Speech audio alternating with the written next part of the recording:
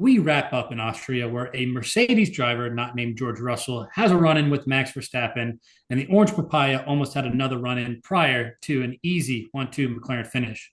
It's lights out, and away we go for episode 182 of the Eating Asphalt podcast.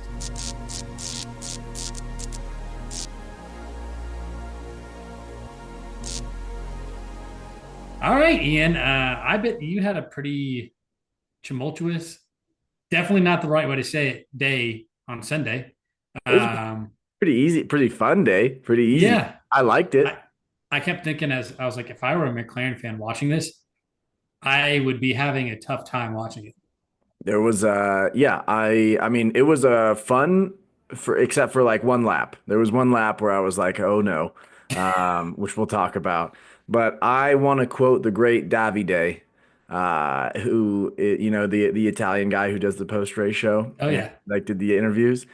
There in the post race show, the lady, I can't remember her name, who asked him a question. It was this long question, like three sentences going into it. It's like, what do you think when we have this battle for P2? We have Max Verstappen clawing his way back, like seemingly losing the chance of getting into P2 for, the drivers' championship. Gave him this big, massive question. He goes, yeah, I liked it. And so that's my response for this weekend. He nailed it. He's yeah, better than us at this for sure. dude. Yeah, I mean that's professional league. What are we? Triple A, single A, wherever we are, but we're not in the pros. Like we can't handle. We don't have that type of mental fortitude to be So able to respond to that.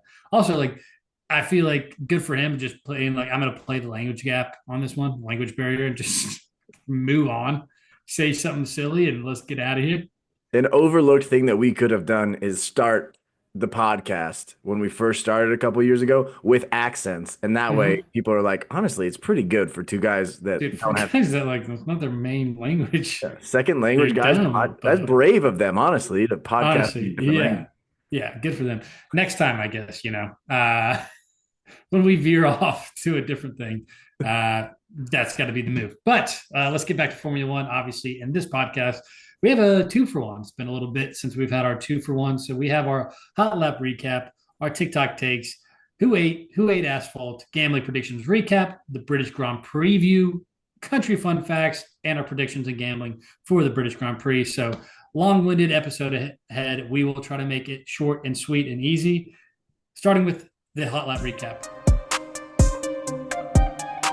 All right, for our hot lap recap, let's start on Sunday. Yuki Tsunoda, oh my word. We said it last week, we've said it other weeks recently, but the guy just can't seem to catch a break.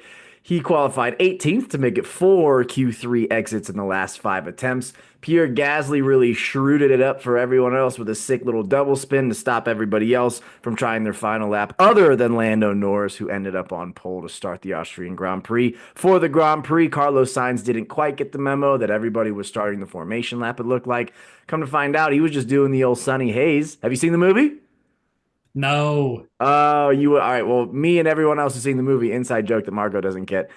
Pulled a little God. Sunny Haze. He couldn't get off the line, had to start from the pit lane. Then his brakes started catching on fire in the pit lane. All went out the window before the first lap. Chaos in the first lap. Or chaos before the first lap. We had to wait, and then we got more chaos in the first lap. And not just because Marco and I lost every single bet before the fourth turn. Antonelli had a little rookie moment, locked up and spun around Max Verstappen, who was basically 85% of the crowd was there to see Max specifically. You could tell by the orange there.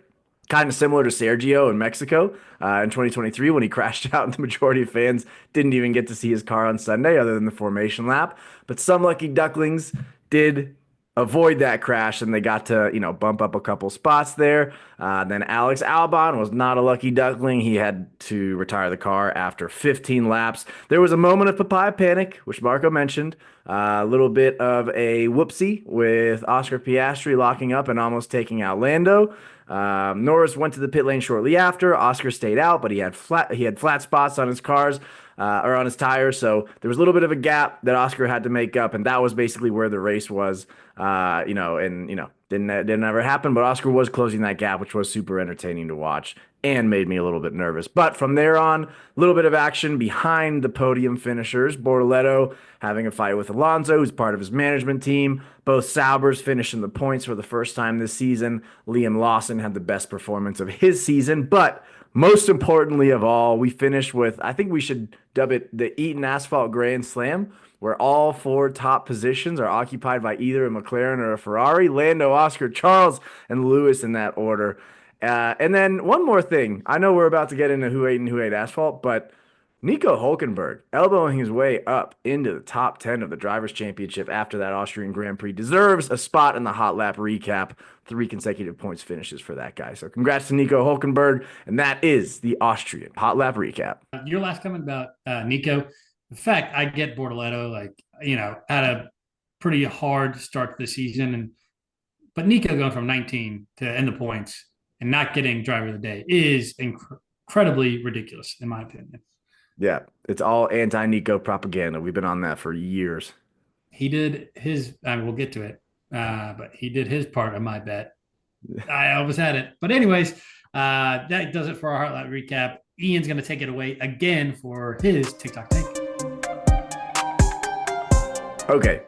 Nico Hulkenberg needs to be put into the Red Bull seat. And I'm not just saying that because Yuki's current qualifying position over the last 5 races is 17.6, or that he's getting penalties, looking like he's completely over his skis, any of that. Marco, I'm going to list Verstappen's teammates in order here. Kvyat, Ricciardo, Gasly, Albon, Perez, Lawson, and Tsunoda.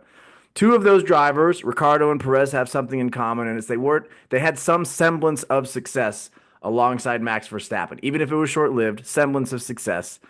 I think Red Bull realized they needed to have someone who wasn't a rookie pop into that spot next to Max Verstappen. They tried with Yuki, it wasn't cutting it. So now let's have more of a seasoned veteran. Nico's the guy for this job, not just to win against Max, or not to win against Max, because I don't think anybody can do that, but to put up somewhat like of a reasonable fight against him. They're P4 in the championship right now. They have Max Verstappen and they're P4 because I think they have, 12 points outside of Verstappen. So they need to put Hulkenberg in that seat. He's not doing anything at stake other than proving that he's a driver that still has a lot of life left in him. Put him in that seat. Get Red Bull at least beating Mercedes or Ferrari. Get him into at least that P3 spot. Yeah, I think that would be like a very entertaining option for that. I mean, if you ask Fernando Alonso, he and everyone else on the grid knows that he's one of the top 5 fastest on the grid. I don't know if you heard that quote this weekend, but throwing in a top 5 guy compared with Max is probably number 1. It's a tough team to beat. So, I mean, he can be pretty good as well. Something that's to be done. Obviously, last year, talking about Sainz and his whole fiasco of where he's going to go during Drive to Survive and throughout, they're like, Red Bull Max will not allow Carlos Sainz to be on the second driver. I don't know if there's kind of a threat situation going on, but you trick Max being like, these guys are old. It's not a big deal. That's all the more reason for Carlos Sainz to get into that car for sure. If Max won't allow it, have Christian Horner do a Christian Horner thing and just be like, well, oops, we in a very nice and polite British way, say we actually signed Carlos Sainz. Yeah, we actually meant to send that to someone else, get intercepted halfway through, and he signed it. Miscommunication. Our bad. Our bad on that. All right, well, that does it for the TikTok take. Let's move on to Who Ate and Who Ate Asphalt. All right, let's talk about from the weekend, Who Ate and Who Ate Asphalt. Let's start with the positive with Who Ate McLaren, obvious, another dominant 1-2. I think Terry Crews might be onto something with McLaren winning the championship. I think he was the first one to say McLaren might pull away and win this thing. I think it was 2 weeks ago when McLaren had about a 170-point lead. But he might. That's why he's the best. Yeah, that's why we bring him in. He's necessary. Bring him back to Brazil, like he said. My other 8, Ferrari, Eaton Asphalt Grand Slam, back into P2 by 1 point. This is the battle to watch. Ferrari and Mercedes. This is the one to watch right now. Lewis Hamilton did an interview, and he didn't look like he was days away from pulling the plug on himself. And I think that is in and of itself worth celebrating for you. Yeah, it's cool. It does help that two of the other top six drivers got out. I don't know what turn five.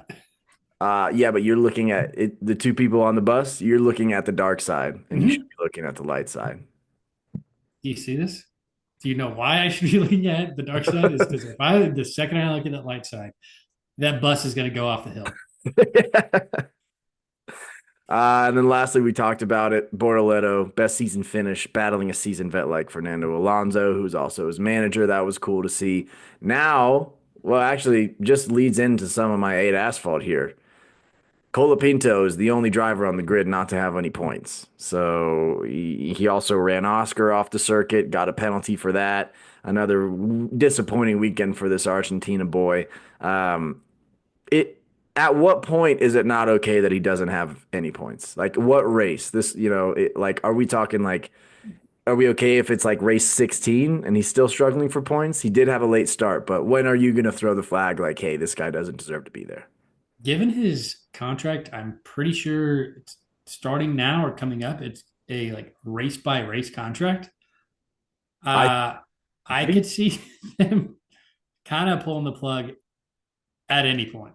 I thought they debunked that or something like that, or they came out Hmm. and like secretly signed it and were like, it's always been a like season long contract or something like that. But uh, Interesting. yeah, I don't know. It's I F1. just saw a rumor today that Valtteri Bottas might be in consideration to take that seat. So get him a little like warmed up for the inevitable Cadillac move. That's the safest bet ever, based solely on his social media presence. Like Yeah, the amount of social media stuff you see from Valtteri, he's not an attention seeking guy.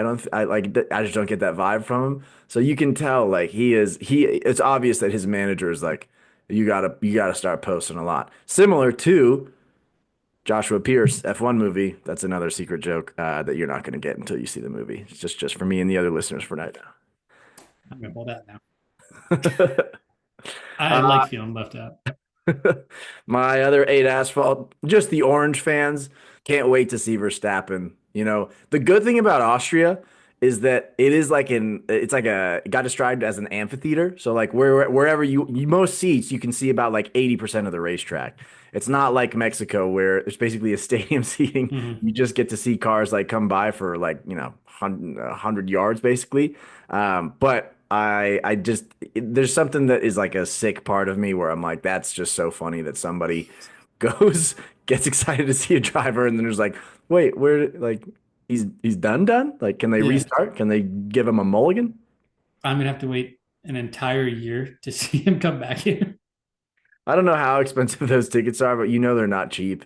Some 7-year-old kid, is just like, I'm gonna see Max Verstappen, and then His nothing. dad worked blue collar overtime the last 2 weeks to try to get these tickets.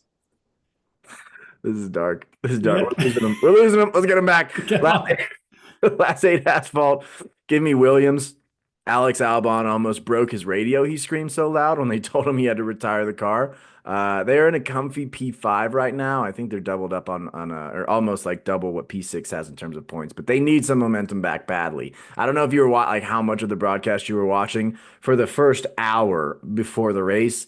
It was just an absolute Williams show of like, man, look at this team. Like, look how far they've come. James Val's is there, and they completely gave them the commentator curse because Carlos Sainz was out before lap one. Alex Albon was out before lap 17. Yep, I feel like that they are the most inconsistent team I've seen this year by far in a long time. Yeah. They'll show flashes. We're like, these guys should be.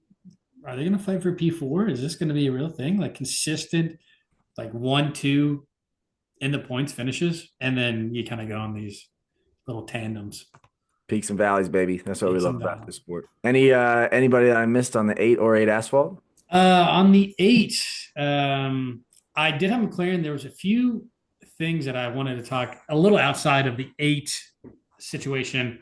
The Germany situation during the race, where he's Lando's engineer was like, "Hey, this is going to be just like the Germany Yeah. situation." What was that? I also I thought the commentators were like, "Oh, so when they refer to that, it just means like be safe." I was like, "What do you mean? Like, there's no like, give me connect the dots for me, please, because That was ridiculous.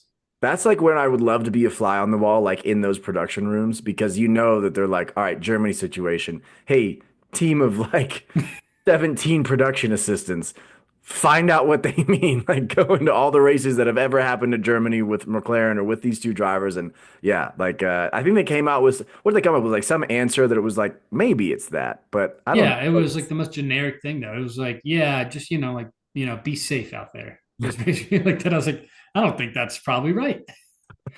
That also the other thing. I kind of want to go on the side. I have a second TikTok take that I can't hold. Hit it. My TikTok take is I think that if Lando Norris had a bad outing, his job security would have been at risk because of Alex Dunn. P4 and FP1. This kid's a freak. I think this is honestly what got Lando Norris to be like, yo, kind of been a little foolish here recently. I have to pick it up. This young Piastri behind me. Obviously, he's the Wunder kid. I got to make sure I have a seat going forward. I got to do well. P1 to kind of kick that to the curb for now. But good job for having a young squad of drivers, including Alex Dunn, doing an incredible job.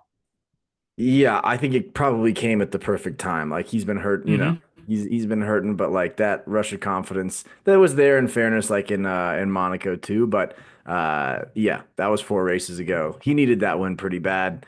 Mm-hmm. That Alex Dunn kid, an Irishman, dude. Irishman I would like to driving. see that on the grid right there. We Yeah. we have and that's an accent that is missing from the Thanos, Yeah. like, the glove, like Uh-huh. Irish, give me that. Yeah. So hopefully one day. So that was my kind of aside. Other you talked about it, Sauber, great job, and then Liam Lawson out qualifying Max was probably just like these past couple weeks for him, especially this week. It's probably been just he's probably been in a pretty dark place since literally week one.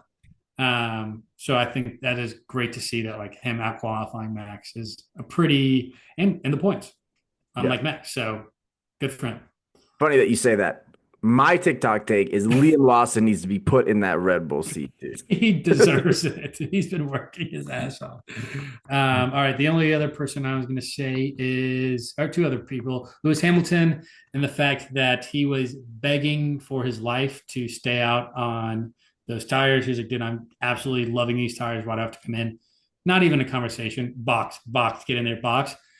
Obviously, finished P4. I think solely because there was a worry that if he stays out there, continues to do well, maybe doesn't have to come in. Who knows? That he's going to pass Charles and go P3. And they were like, we can't risk that. Let's play the safe play, not let the boys race like McLaren. And so, yeah, kind of felt bad for him in there. I think this is another incident. We said it earlier in the podcast where a language barrier is an easy thing to blame something on. So if he, just like they got back in Can there we and be talk like, about this? oh, Yes. I didn't, it was hard to hear you Yeah, over I have no idea what you're talking about. there. Let's move on to our gambling predictions recap. It's going to be quick. Everything else was long. We Actually, before lost we do everything. that, Marco, before we do Oh, that, we do have an advertisement that we do need to get in. So let's get a quick ad read in here. yeah. 1-800 Gambling. Gambling got you down. Don't go it alone. Call 1-800 Gambler. Free confidential support for anyone affected by problem gambling. Available 24/7. Get the help you need to take back control. Call 1-800 Gambler today. Don't let a bad week gambling on Formula One turn you into even a worse week gambling on Formula One, which turns even to worse and worse every week until eventually you gamble so poorly that you lose all of your bets before turn one is over. 1-800 Gamble, 1-800 Gambler, call today. And let's Marco, move on to our gambling predictions recap. Like Ian said, and what our advertisement said, we did not make it past a quarter of the lap. Max to win the race and Nico in the points. Nico did his job. Max did not. Missed that. Both Mercedes in the top six. Me and Ian both had that. Both wrong there. I go now 7-13 minus 5.5 units. I had Mercedes a top six finish, and I had no safety car, and that was just crushed in that first. I mean, If that I doesn't happen, I think all three of our bets hit. yeah, yeah, dude. Now Yeah. you say that, You hold know on, what? We're back. wait a minute. I was Thanks about a to hit that lot. plus 1400 if it wasn't for that, dude. We were so close. They should give you like a discounted. They should have at least the money back plus others other money. So now I'm at 7 and 15, and I'm down 6 units. We're getting there, little by little, inch by inch. Getting there the wrong way. All right, let's move on to our British Grand Preview. Silverstone Circuit. We have 52 laps, 5.9 kilometers, and 18 corners in total. I like to call it the Johnny Bravo flexing track. Everyone knows that. Built on a former British Air Force base that was operational in the 1940s. This track held the very first Formula One championship in 1950. So you think history, you think Monaco, and you think Silverstone Circuit. This is considered the Formula One Valley, as many of the team's factories are located in the surroundings of Silverstone, Aston Martin, McLaren, Mercedes, others. So, yeah, this is like when you think of resources, people, teams, this is the area to be. The biggest thing about this track is it is very fast, so fast Lewis Hamilton compared a flat out lap around Silverstone as flying a fighter jet. Doubt it, but that's what Lewis said. Sir Lewis Hamilton said that. There have been major redesigns over the years at Silverstone. Why did they make these changes? A couple of years ago, Guan Yu Zhou flipped his car and was skidding on his head for like probably the length of a football field before smashing into the barriers. That's where we saw George kind of like galloping over there to see if he was all right. And then, just like most of Lewis's records, he held the fastest lap for quite some time until Max Verstappen passed that in 2020, where it is held to this day. Since the new pit building in 2011, these tracks start out at the Hamilton Straight, starting in December 2020, because of all the great things Lewis Hamilton has done. So when you also think of history, you think of this track, you also think of names, a huge name track. Every single turn and every single straight has a name. It is actually kind of infuriating, to be honest. If you do not know these names, it is very confusing. I kind of wanted to take an aside on this. Hit me. I'm going to walk you guys through the track through names. Start off Hamilton Straight, take a right, slight right turn, Abbey into a left bend farm, hard right turn Village, hard left turn Loop, left turn Antry, curve around Brooklands and Lookfield, Woodcote, Cops, long right hand turn, Maggots, Beckett, curve down to Chapel, Hanger Straight, right at Stowe, kind of a mini straight at Vale, and then a little squiggly finish at Club. Now you have it. So now when they're talking about it and they're talking about these areas you're gonna be like, I remember exactly where this part of the track is. I won't every time they say name, other than Maggots and Beckett's, I'm kind of confused. So this is just something that I don't appreciate. If you do not know like firsthand what these corners are, where these turns are, where these areas are, it's very confusing. So I wish that wouldn't happen. Weather all weekend is going to be upper 60s and rain. Oh my God. Actually? Yeah. Chaos. So why would you ever live there, dude? Why would you ever live in England? I think we say this every year. At least 2 of the 3 days is rain. Tough. All right. Well, that does it for our British Grand Preview. Let's move on to our country fun facts of England. Ian, you really took hold of this. Would you want to start her off? I will serve. Yes, my serve. We have antiseptics, we have bird droppings, and we have bone powder. These are all I picked specifically British dental topic, just because they have bad teeth. Antiseptics. Antiseptics were first founded by British scientists who performed surgical interventions on the mouth, since the surgical interventions often led to the most visible infections. Bird droppings. Bird droppings were used as whitener. Elizabethan England used bird droppings as a teeth whitener, a method that thankfully did not stand the test of time. And then bone powder. Chewing sticks and bone powder were used before modern toothbrushes. People used chewing sticks or ground up bones and shells to clean their teeth, sometimes causing damage to enamel. Antiseptics, bird droppings, bone powder. Be honest, antiseptics is not a word I have in my vocabulary. And for that, it scares me. And for that, I will not pick that I'm going to go with bird droppings. False. Bird droppings is true. The word I don't know. Antiseptics. Yes, antiseptics. That I was a lie. Gotcha Using big again, words. Big words on Bucko. me. Nice, dude. Good. Good. Wow. Play the dumb idiot. All right. My turn. All right. I have stamps, drinking, and pancakes. All three things that also British people use to clean their teeth. Okay. Just kidding. All right. Stamps. It is illegal to put a stamp with the queen's head upside down on an envelope. It is considered treason. Pancakes. The Parliamentary Pancake Race is an annual charitable event held in London, England, where teams of members of parliament, members of the House of Lords, and political journalists compete in a pancake relay to raise money for charity. Participants wear aprons, hats, and must continuously flip pancakes while running around a course. I just thought about them wearing their wigs. And also, U.S. should consider this. Last one, drinking. The Licensing Act of 1872 states that being drunk in a pub or any public place is an offense that is still held to this day. So we have stamps, pancakes, drinking. Give me stamps. Yep. Good job, Treason is what dude. got me. That's an easy mistake that you don't want to accidentally put like, being it like, oh, hey, you just committed treason. It's like, oh, dude, I was just tired. Yeah, dude. I feel like the English though, kind of like they're crazy like that. If you disrespect the queen, big no, you know? Yeah. All Yeah. right, well, let's wrap up with our predictions and gambling. I have an announcement. Thanks to our sponsor. I've been talking to our sponsor, and after literally not even getting a full lap in before both of the bets that I had were out the window, I'm taking a week off. I'm going to England. I'm just there to watch the race, going to England mentally in my mind and on my TV. And I'm not going to gamble away my money.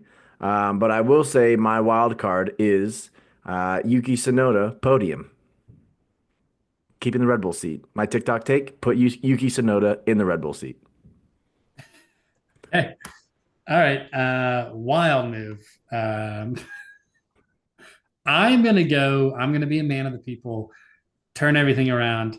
To be honest, we're doing this a little early before more bets come out and actually like are good bets. So don't not this week, folks. But I'm gonna still play the game. I'm gonna go with Charles Leclerc, top three of the last four races. He's in the podium seat, plus 225, half a unit there. George Russell, not in the top three, minus 175, double unit special, 2 units on that. All right, I have another announcement. I'm going to take both of your bets, but double them. 1 unit on Charles top three, 4 units. I'm just kidding. I'm just kidding. Taking the week off. Taking the week off. We're resetting. So we need. That's sorry, listeners. I'm as disappointed as you guys are. That's crazy, crazy move. But there's nothing I can do. My hands are tied. Thank you, everybody, for listening to us recap the Austrian Grand Prix and look forward to the British Grand Prix. We will see you on the other side of the British Grand Prix. It's the answer. See you.